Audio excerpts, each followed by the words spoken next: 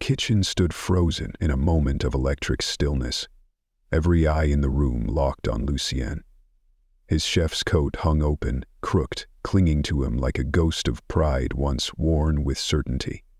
His hands trembled, not from fear, but from the collapse of everything he held sacred. A cracked egg slipped through his fingers, yolk oozing down and splattering across the cold tile floor.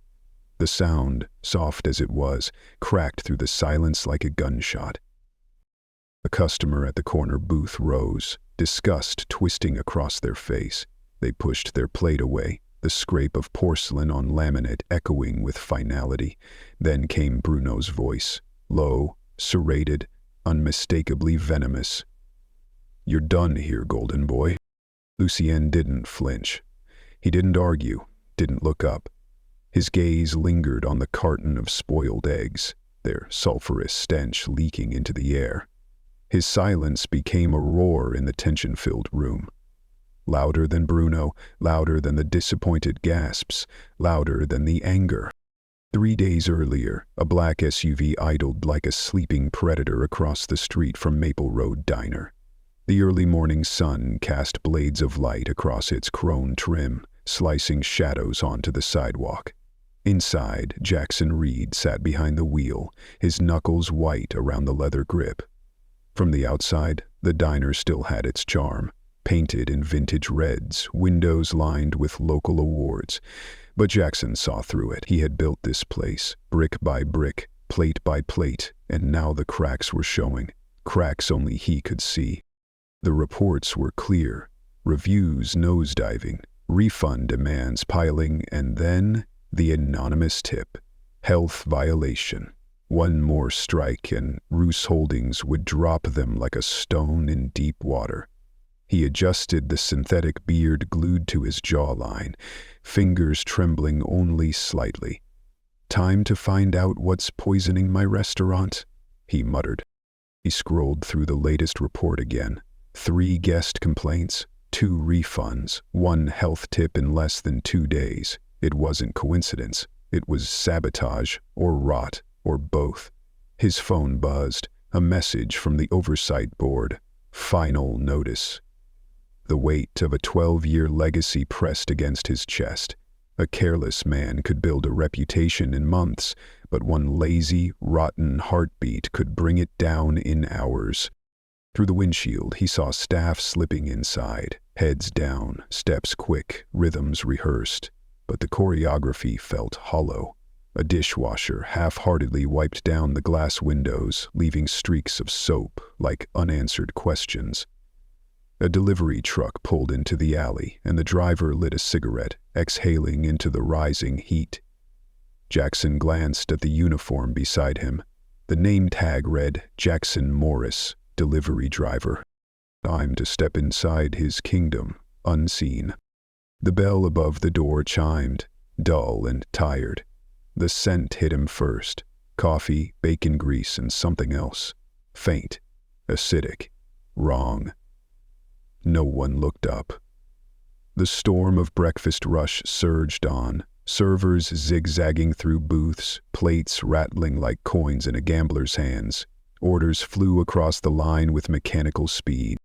"Delivery guy," a gravel voice barked from behind the kitchen curtain. A man emerged, wiping hands on a stained apron, shoulders like stone slabs. Bruno Kellis, head chef, tight-jawed, always watching. "You're late," he grunted, voice like gravel. "Coffee's in the corner. Don't touch anything else." "Got it," Jackson said, keeping his tone low and submissive. He made his way to the coffee pot tucked in the staff corner. The brew was stale, lukewarm, bitter like defeat. From here, Jackson had a clear view. The pass, the prep station, the walk-ins swinging like a metronome. The scent lingered under the grease and grind, rotten, metallic, like blood forgotten on a blade. Something was dying here. He leaned forward, eyes scanning every movement. It all moved like clockwork, on time, efficient, but not right, not clean. The rhythm felt desperate. A server scraped food from a plate with her bare hands and slid the rest onto a new tray. She glanced around, furtive, then delivered it to table 6 with a smile that didn't reach her eyes. Another plate came back, untouched. No one questioned, only exchanged glances like passing secrets. Bruno's voice boomed again. "Keep it moving, or we fall behind." They weren't working. They were surviving. Jackson took another sip of the bitter coffee and felt it coat his tongue like ash. Not a single smile in the room, only clenched jaws and tired eyes.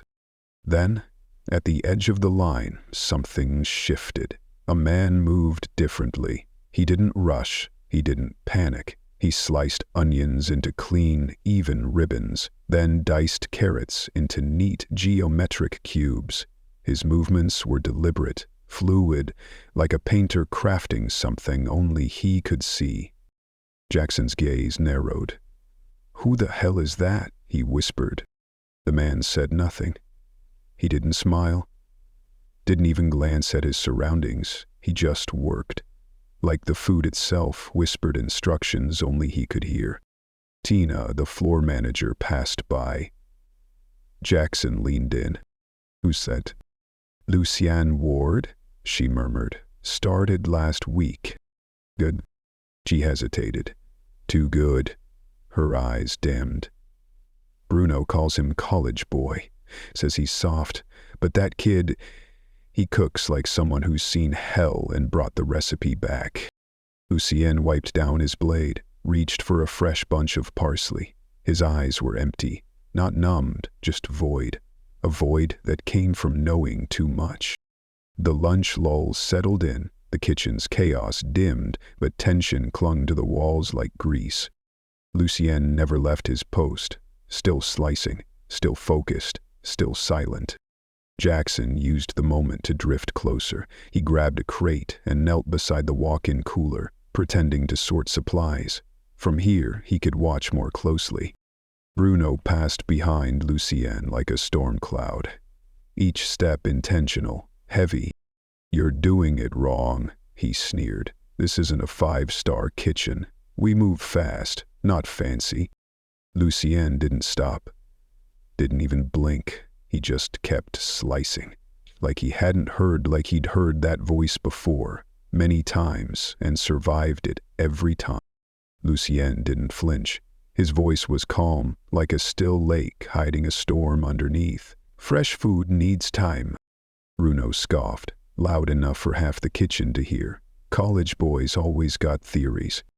Lucien's jaw tightened. He looked down, said nothing, and kept slicing. No protest, no pride. But Jackson noticed the shift, the way Lucien's grip changed ever so slightly. It wasn't the grip of a chef. It was the grip of a man used to swallowing fire. Not fear, not pride. Something older, something that grew in silence. Later, in the dim alley behind the diner, steam curled from an overhead vent like breath from a sleeping beast. Lucien stood near the dumpster, one hand holding a phone, the other shaking faintly. Jackson had stepped out for air but paused as he heard the voice. "I know I'm behind on rent again, Mom," Lucien said, voice barely above a whisper. "But I can't keep running." A pause. His next words cracked. "This is the furthest I've ever been from the city." He leaned back against the wall, eyes closed, phone pressed to his chest. "Maybe here no one will recognize the name. I just want to cook. That's all I've ever wanted." Silence. Then the call ended. Lucien slipped the phone into his coat, lit a cigarette with trembling fingers. Jackson stayed hidden, but something heavy settled in his chest. That question, who was Lucien Ward, kept echoing, louder with each breath. The next morning, Jackson arrived early. The staff trickled in like ghosts, half awake, driven more by habit than hope, but Lucien was already there, alone. The only light came from the kitchen overheads as he moved through the walk-in and prep stations with silent precision. He didn't just check food, he examined it, smelled, tapped, tasted. Jackson watched through a crack in the supply door. Lucien picked up an egg, held it to the light, then to his nose. His face stiffened. He set it aside. He wasn't just careful. He was afraid. Like every ingredient was a test, and one wrong answer could end everything. Aha! The familiar scent was there again. Not strong, but consistent. Rot, sour, and metallic. Jackson passed the prep line. Hash browns uncovered, bacon half-thawed, glistening under dull lights. Bruno arrived late as usual. He didn't check anything, didn't greet anyone, just grabbed an apron and started barking orders. Lucien said nothing, but his eyes moved constantly, watching every tray, every dish, not with ambition, but with caution, like he was bracing for something. A hit that hadn't landed yet. The breakfast rush hit like a wave. Orders flooded in, plates clattered. Lucien worked fast, clean, but his gaze kept drifting toward the walk-in fridge. Jackson followed the look. Bruno had just stepped inside.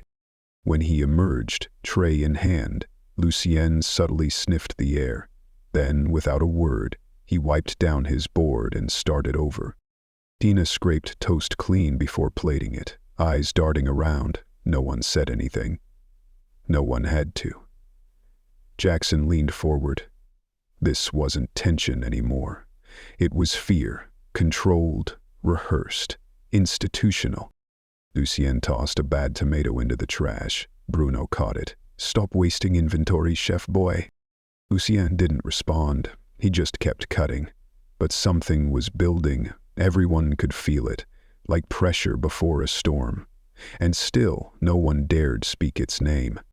By late morning, Jackson started seeing the truth. Lucien was cleaning up behind others, quietly correcting, never confronting. Rewrapping meats, tossing wilted herbs, resetting boards. No thanks, no help, just silence. Bruno yelled more when Lucien moved too slow, called him chef school like it was a curse. Twice Jackson saw Lucien pause, just a second, then swallow his words and continue. Lucien knew he was asking him to swallow his words to continue. Tina brushed past. "Table 4 sent this back again?" Bruno rolled his eyes. "Tell him to eat somewhere else." Lucien didn't flinch, just focused. Even strokes, tight control, he whispered to himself, as if grounding his spirit. Jackson gritted his teeth. The kitchen didn't feel like a workplace. It felt like a battlefield. His burnt coffee turned to ash in his mouth. Then it happened. Just past 11, Lucien reached for produce by the walk-in. His hand paused. A familiar, foul odor wafted from the crate. He unzipped a bag of spinach. Wet, slimy, dark at the edges. He checked the label. Dated 2 days ago. But the inner bag, last week. Jackson barely breathed, watching from dry storage. Lucien looked around, then carried the bag to the trash. Bruno stepped out from the fridge. "What are you doing?" Lucien held up the empty bag. "These are bad? They shouldn't be in rotation." Bruno yanked the bag and tossed it into another bin. "Let me worry about stock. You cook what's on the line." Lucien didn't argue, but his body said everything. Shoulders tense, eyes sharp. He'd been here before. And he didn't believe this was an accident. Every morning, Lucien arrived before sunrise, always first, always alone. He moved through the kitchen like a ritual, smelling, tapping, cracking eggs twice. Not just habit, insurance. Jackson watched. Lucien rarely spoke. When others joked, he half smiled, then looked away. That morning, Bruno slammed a pan. Lucien flinched, recovered, pretended to drop a spoon. He worked fast, but but never careless, like he was trying to vanish between movements. Later, Tina joked, "You move like you trained at Meridian." Lucien froze. Just a second. Then forced a chuckle and walked away. Jackson saw it. That wasn't pride, that was fear in disguise. That night, Jackson sat at his desk, laptop glowing, notes scattered. He typed slowly. Lucien Ward, culinary background. The search results stopped him cold. Former executive chef, Meridian Restaurant. 4 stars, national press, food and wine, James Beard nomination at 26. In scandal. Food poisoning outbreak, 37 hospitalized, 1 death. Headline after headline, prodigy chef's dish turns deadly. Lucien's photo was everywhere. Younger, brighter, before the wait. Jackson leaned back, stunned. Lucien had disappeared after the incident. No lawsuits, no interviews, just vanished. Buried in one article, a quote, "I never touched that shipment. I wasn't even in the kitchen when it arrived." Jackson whispered. "Then who did?" Next.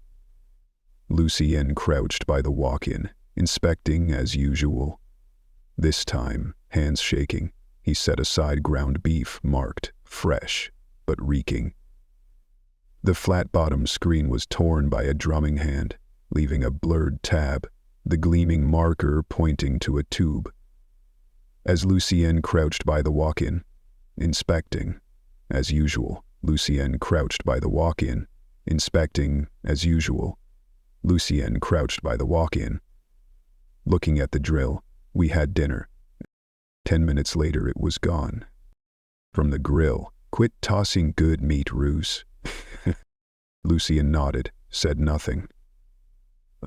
Later, behind the diner, he called home again. Jackson stood nearby, hidden. "I'm trying, Mom, but I don't know how long I can keep this up." A pause. "They don't ask questions here, that's why I came. I can't mess this up, not again." The call ended. Lucien stared at the pavement, still, waiting for the past to catch up. Jackson opened the internal Ross Holdings archive, searched Meridian, staff logs, temporary transfers. One name stopped him. Bruno Kellis, Coastal Kitchen Line Supervisor, transferred for 1 week. Returned 3 days after the outbreak. Jackson froze. Bruno had been there. Same day, same shift, same kitchen. The same man now controlling inventory, screaming at cooks, creating chaos. Jackson clenched his fists. This wasn't chance. Bruno's file was thin, but one note stood out. Terminated 3 months after Meridian. Reason: food safety violations. Jackson's breath caught in his throat. Bruno had done this before, and now he was doing it again. Jackson returned to the diner carrying a weight he hadn't known he'd been holding. The sun outside burned too bright, too clean. Inside, Bruno already held court in the kitchen, swaggering through commands, barking orders, and laughing loudly at jokes only he found funny. It was all performance, dominance wrapped in familiarity. Lucien stood at his station, quiet and focused, as always, but Jackson noticed the difference. His eyes tracked Bruno now, not just the food. Every movement was calculated, a silent war beneath the surface. Mid-shift, Lucien opened the fridge. He paused, then slowly pulled out a tray of ground beef. He brought it close, sniffed, his brow furrowed. Too brown, too soft, not safe. He turned to toss it, but Bruno was suddenly there. "That's today's batch," Bruno snapped. "It's fine." Lucien hesitated. "It's not cold enough, not safe to serve." Bruno's voice dropped. "Cold enough." Then sharper. "Now get back to prep." Lucien placed it back, hands stiff. Jackson watched from the shadows, blood pounding in his ears. This wasn't oversight. It was orchestration. Bruno wasn't careless, he was in control. And Lucien wasn't just navigating danger, he was being hunted. It happened during peak breakfast. A server called out morning special for table 12. Eggs, bacon, hash, toast. The diner's staple, the dish that built the brand. Lucien reached for the eggs. He paused, held one up to the light. Jackson saw the shift. Subtle. His face stiffened. He cracked the egg into a bowl, sniffed, and stepped back. The smell hit instantly. Foul, sulfurous, wrong. "These eggs are bad," Lucien said, flat. "We can't serve this." The kitchen stilled. Bruno turned from the grill, spatula in hand. "What did you say?" Lucien stood firm. "They're spoiled. They could make someone sick." Bruno walked toward him slowly, voice sharp. "Heat kills bacteria. That's how it works." Lucien didn't move. Not all bacteria. Not enough to make this safe. Jackson watched from near the counter. This wasn't defiance. It was a final stand. A line drawn in the heat and grease. Bruno leaned in close. "You think you're better than this kitchen?" Lucien didn't flinch. He lifted the carton. "Look for yourself." Bruno slapped it from his hands. It hit the floor with a wet crack. "You don't call the shots here," he hissed. "I've run more kitchens than you've set foot in." Lucien didn't back down. His fists clenched. Around them the staff stood still. Tina peeked toward the dining room. Customers were beginning to watch. "I won't cook with this," Lucien said louder. "I won't serve something I know is dangerous." Bruno's face darkened. "Then maybe you're not cut out for this job." Lucien's voice dropped, calm and heavy. "I made that mistake once before. I won't do it again." That word, again, landed like a gavel. The room held its breath. Bruno sneered, voice twisting. "You mean that time you poisoned 37 people?" Lucien flinched, but didn't back away. The room froze. Even the grill hissed in silence. Lucien raised his voice, not shouting, just clear. "You want to talk about food safety?" He turned to the staff. "Check the fridge. That milk expired 3 days ago and we still use it for coffee." Tina's eyes widened. One of the cooks glanced toward the walk-in, then away. "The ground beef has been sitting at room temp for hours. Mold on the cheese. Cutting boards haven't been sanitized in a week." He held up another egg. These were stored in a broken cooler. No thermometer, no logs. Just cold air from a nearby freezer to mask the smell.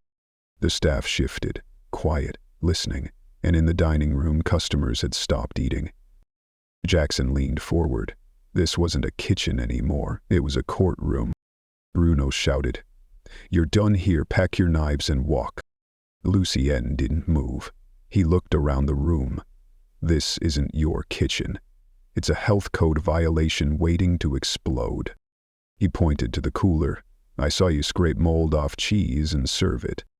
Gasps, small but real, from cooks who had said nothing for weeks. "The cutting boards," Lucien continued, "cross-contamination every day, no cleaning logs, no checks." "Shut your mouth," Bruno's voice cracked. But Lucien raised the egg carton again. "These have been in a broken fridge since last week. You didn't fix it, you just moved cold air next to it to cover the stink."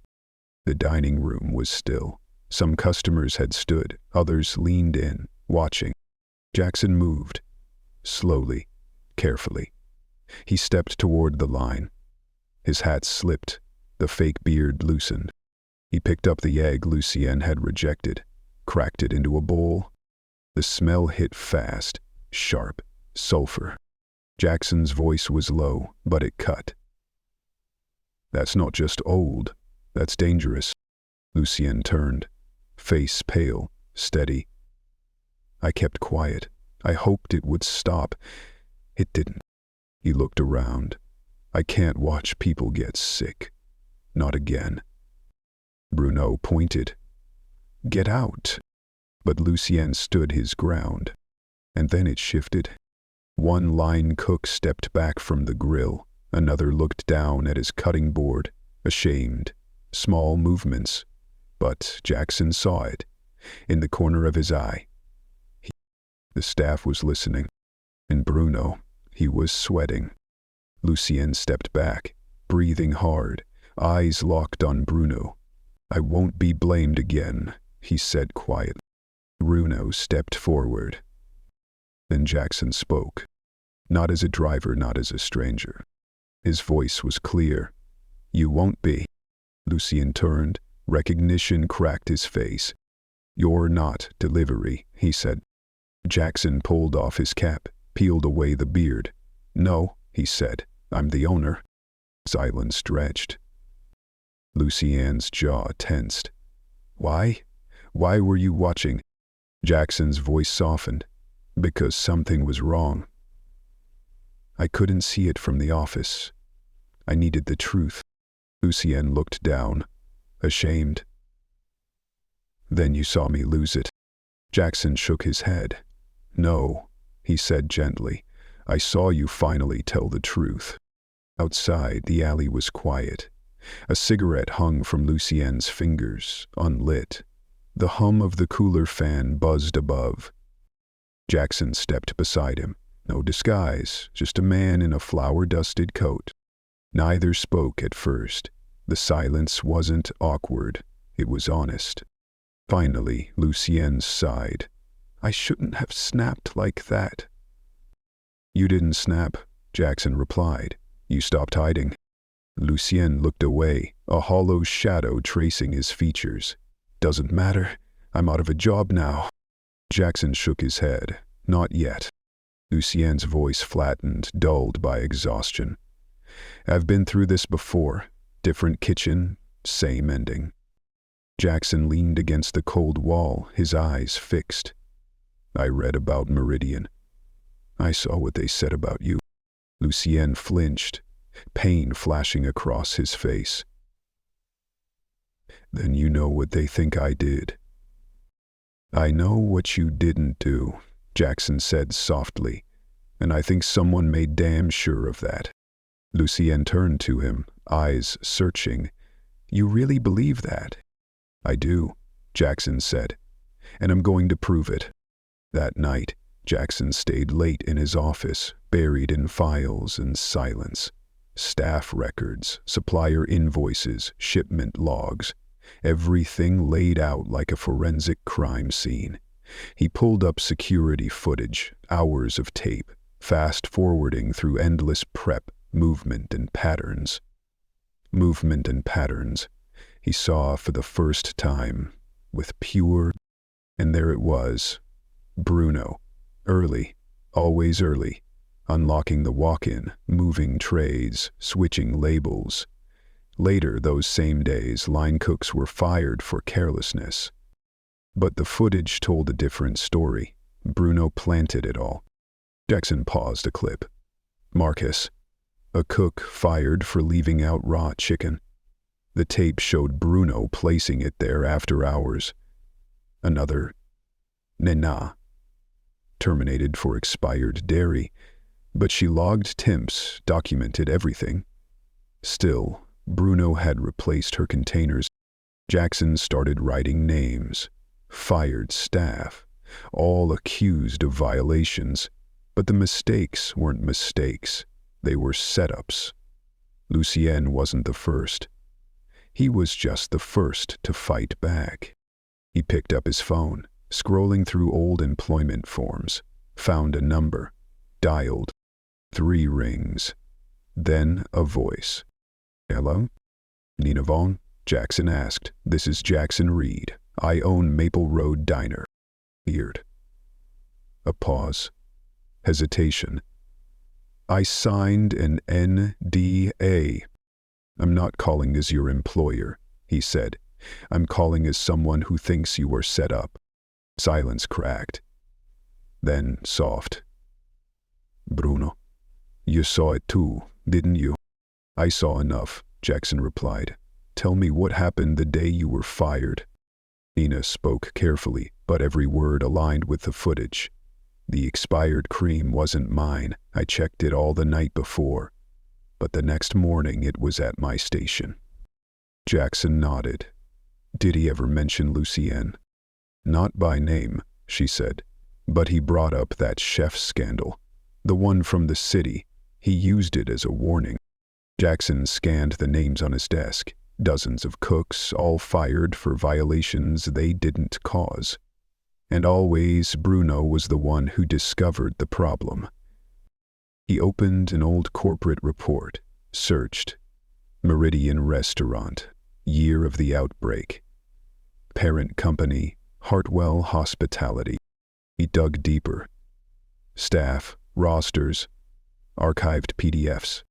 Then he found it. Bruno Kellis, listed as temporary staff from Coastal Kitchen. Same week, same city, same company. Fired 3 months later for food safety violations. Quietly, no lawsuit, just a line in HR. Jackson leaned back, breath shallow. This wasn't coincidence. Bruno had followed Lucienne. He hadn't just framed him once. He was trying to erase him again. And this time, Jackson wouldn't let it happen. The next day, Jackson met Lucienne at a quiet park. No uniforms, no lies, just 2 men on a bench. Lucienne sat with his hands folded, shoulders tight. I appreciate what you're trying to do, he said. But it won't matter. It never does. Jackson shook his head. This wasn't random, Lucienne. Bruno was at Meridian. Same week. Same kitchen. Lucienne froze. That's impossible. I didn't recognize him. He was listed as temp staff. Coastal Kitchen. No direct link. Easy to miss. Lucienne looked at the water. Voice low. I was on break when the shrimp came in. Never touched it, but I signed off. I took the fall. Jackson leaned in. What if you didn't fall? What if you were pushed?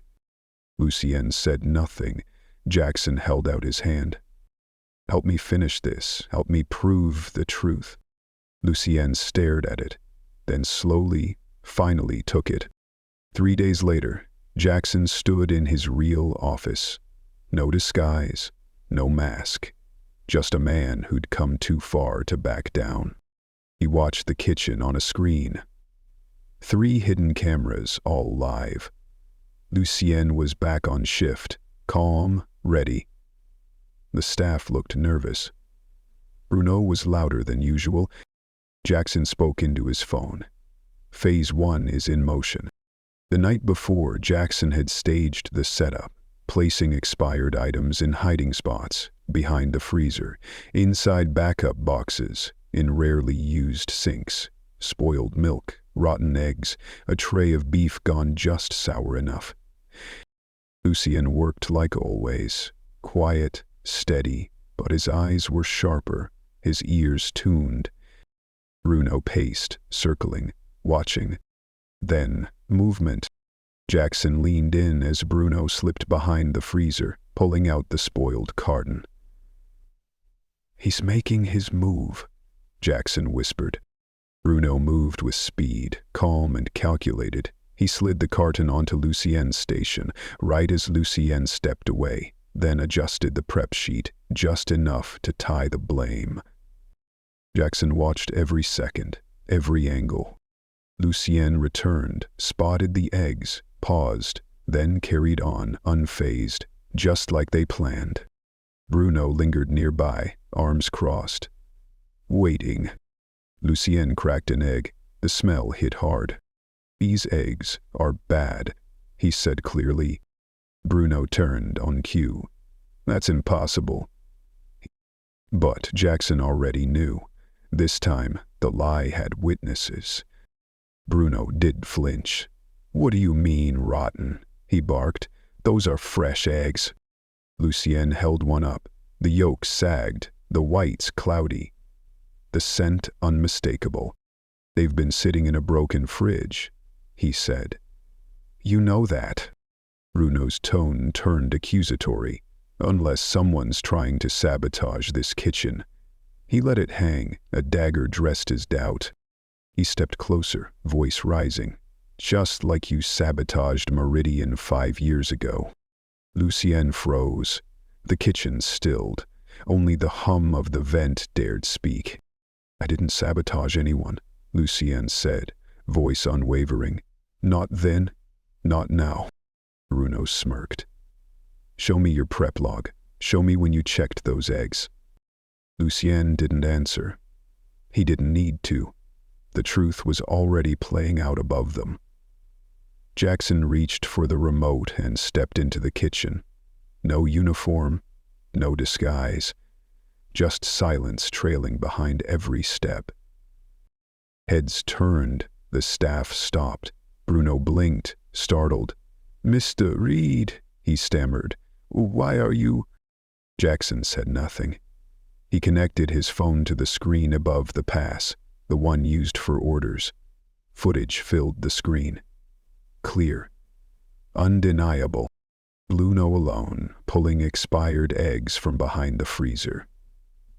Another angle showed him slipping the carton onto Lucien's station. Adjusting the log sheet. Gasps rippled through the kitchen. A tray clattered to the ground in the back. Jackson's voice was steady, controlled. "This is what really happens when I'm not here." Bruno's mouth opened, but no sound came. More footage rolled. Dates, timestamps, scene after scene. Staff members framed. Items planted. Lies captured. Then, Jackson's final line. "This is the man who's been poisoning my kitchen for 3 years." Bruno stepped back. His face paled. Hands trembled. "You can't prove any of that," he snapped. "That footage, it could be doctored." Jackson pulled a thick folder from his coat. "Invoices," he said. "Ghost orders. Double billing. Suppliers who never delivered." He dropped it on the counter. A heavy thud. Inside. Health violations covered up, customer complaints ignored. Bruno's voice cracked. "You don't understand this business. Everyone cuts corners." "No," Jackson said. "You destroy people to protect your scams." He turned to Lucien. "You never handled that shrimp at Meridian. But Bruno did. He was there, and he's been trying to finish what he started." Lucien didn't respond. He didn't have to. He stood firm. Bruno looked around, searching for support, but no one met his eyes. No one stood with him. Outside, sirens grew louder. Bruno backed toward the prep counter. "You don't get it. I kept this place running." "No," Jackson said, stepping forward. "You ran it into the ground and blamed everyone who noticed." Bruno's hands shook now. "They would have shut us down if I didn't cut corners." Lucien stepped in, voice calm, clear. "You didn't cut corners, you cut people." Bruno's glare scorched, but no one moved. The staff stood still. Watching. "You framed me once," Lucien continued. "I stayed quiet. I carried it. But not anymore." Then came the knock. 2 sharp hits on the back door. Jackson opened it. Officers stepped inside. Calm. Direct. "Ready." "Bruno Kalis?" one asked. "You need to come with us." Bruno didn't resist. Didn't speak, just turned to the kitchen, now no longer his, and let them lead him away. The kitchen stayed quiet long after he left. No shouting, no tension, just the hum of fridges and the breath of relief. Lucien stood by the sink, washing his hands. Slow, intentional, like resetting something deep inside. Jackson stepped beside him. "You okay?" Lucien nodded. "Yeah, I think I am." Out in the dining room, customers returned to their meals. Some clapped, others just nodded, quiet respect in their eyes. Tina walked in. "Table 12 wants to thank the chef personally." Lucien hesitated. Jackson gave him a gentle push. "Go on, they're waiting." Lucien took off his apron, smoothed the front of his coat, and for the first time in years, he walked out, not as a ghost, but as a chef. 6 months later, the kitchen looked entirely different. New steel counters, digital monitors tracking temperatures, a gleaming environment. But what truly changed wasn't the equipment, it was the energy. Lucien moved with quiet confidence. His chef's jacket now bore a title stitched across the chest, Executive Chef. Orders came fast, but the rhythm was calm, focused, collaborative. Jackson stood at the pass, watching his team. There were no screams, only communication, trust. Tina called from the floor. "Chef, table 5 says the new special is the best they've ever had." Lucien smiled. "Tell them I'll stop by after the rush." The special? Farm eggs, house-cured bacon, herb hash. Simple, honest, a dish built on trust, not ambition. Customers didn't just return for the food, they came back for what the food meant. The walls were brighter, but it was the faces that told the real story. Nina now stood confidently at the sauté station. 3 other former staff members had returned, once fired, now valued. Jackson walked the floor with a clipboard, but no urgency, just presence. Lucien stood at the break room whiteboard, walking the team through checklists. "Safety isn't a rule," he said. "It's a promise. To each other, to every guest." One clap, then more, quiet, sincere. Jackson stepped back and let Lucien lead. This wasn't recovery, it was purpose. And every plate leaving that kitchen now carried more than food. It carried integrity. By the entrance, the health inspector's certificate hung proudly. Perfect score, no warnings. Lucien passed it without stopping. He had prepped to finish. He checked stations, temperatures, labels, cleaned surfaces, not from fear, from discipline. Jackson leaned in the doorway. "You ever take a break?" Lucien looked up, half smiled. "I did, for 5 years. That was enough." In the dining room, families laughed. Bloggers scribbled notes. No more whispers, only praise. The chaos was gone, replaced with something stronger, respect. As the lunch rush eased, Lucien guided a young cook, first week, shaky hands. "Hold the knife like this," he said. "Let the blade do the work." The kid tried again. "Better." "Good," Lucien nodded. "Now do it until it's muscle memory." At the edge, Jackson watched quietly. Lucien handed the knife back. "You've got this. Just don't cut corners." "Ever?" The words echoed. The young cook nodded, a notebook nearby filled with scribbles. Lucien tapped the top. "Add this. Integrity matters more than speed." For the first time in years, someone wasn't just learning to cook, they were learning to lead. Afternoon light poured through the kitchen windows. Golden, still. Lucien wiped the counter one last time. Jackson stood beside him. "Any regrets?"